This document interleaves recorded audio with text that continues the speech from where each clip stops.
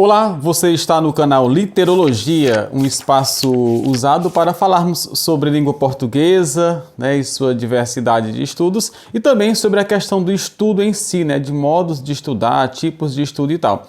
Estamos com uma série de vídeos sobre este livrinho aqui do Emílio Mira e Lopes, Como Estudar e Como Aprender. Já 2 vídeos no canal, você vê aí a parte 1 e a parte 2. Hoje nós teremos a parte 3. Ele vai distinguir aqui, gente, ele vai colocar aqui quantos tipos ou modalidades de estudo é possível diferenciar. Então ele vai colocar aqui, grosso modo, há 2 tipos de estudo. Há o estudo que ele vai chamar de estudo cultural e o estudo vital. O estudo cultural é esse estudo em que, obviamente, a gente procura adquirir cultura. Então, ele é um tipo de estudo mais abstrato. E ele coloca assim: se cultiva nos chamados centros de estudo que se estendem desde a escola primária até as mais elevadas instituições universitárias. Então, aqui, o objetivo desse estudo cultural é que os alunos adquiram uma visão sistemática de um setor cultural mais ou menos amplo. Então, é um primeiro tipo de estudo, é o estudo cultural, é um estudo mais abstrato, é o estudo em que se procura mostrar para o estudante, para o aluno, uma visão mais ampla e sistemática da cultura de um determinado setor cultural. O segundo tipo de estudo que ele coloca é o estudo vital. Então é um estudo mais prático, é um estudo mais concreto, é aquela questão realmente que você vai usar e vai colocar em prática de imediato, ou nem não tão de imediato assim.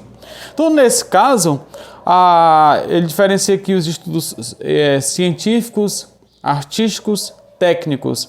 Então, desses estudos técnicos, os comerciais, os comerciais, industriais, agrícolas, etc. Ou seja, os estudos profissionais ou de aplicação, que ele vai chamar. E também estudos teológicos e filosóficos, mas aquele que você estuda para colocar em prática realmente na sua vida, ou a curto prazo ou a longo prazo. Aí ele diz o seguinte, que a assimilação, mas ele quer diferenciar outra forma, de acordo com o propósito existente, de acordo com esse propósito, existem ainda, ou seja, outras diferenciações que você pode colocar. Os estudos escolares, e os estudos livres. O que são os estudos escolares? Então, ele vai dizer que os estudos escolares são esses que seguem uma grade curricular, em que precisa obter um diploma, um certificado, que você tem que sair de lá, com um aval da escola que você aprendeu. E o estudo livre não, o estudo livre é aquele que você procura realmente satisfazer o desejo, a ânsia de aprender. Então a primeira coisa é diferenciar. Você está buscando um estudo escolar, o diploma, ou você quer realmente satisfazer a ânsia de aprender? Você quer realmente o conteúdo, você quer a aprendizagem. E aí ele coloca uma frase interessante que eu gostaria de colocar para vocês.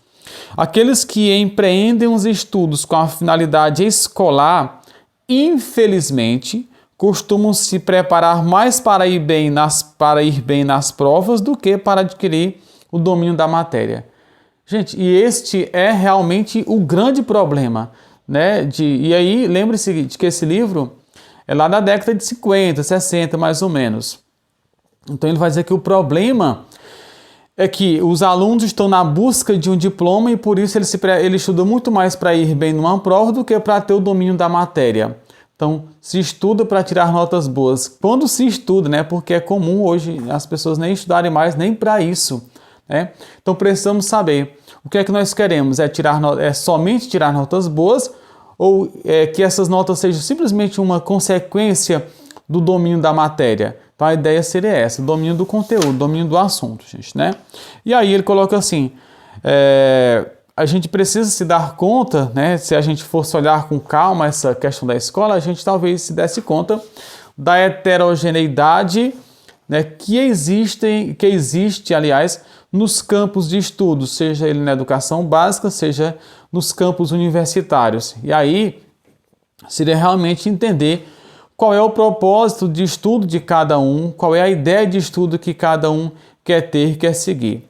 Então, a ideia básica é essa, a gente recapitulando os estudos culturais e os estudos vitais. Culturais para ter uma visão da cultura e para compreender certos aspectos da cultura de uma determinada sociedade, né? Os estudos vitais são os estudos mais práticos que você vai adquirir ali, mas para colocar em prática. Os dois, obviamente, são importantes e em algum momento eles se entrecruzam, certo? No entanto, quando vem para a prática do estudo escolar e do estudo livre, ou seja, o estudo escolar acaba tendo certos problemas no sentido de que ele acaba fazendo com que o aluno tenha uma visão da prova, estude para a prova e não para dominar matéria, não para dominar os conteúdos. E isso já vai interferir diretamente também nas técnicas de estudo.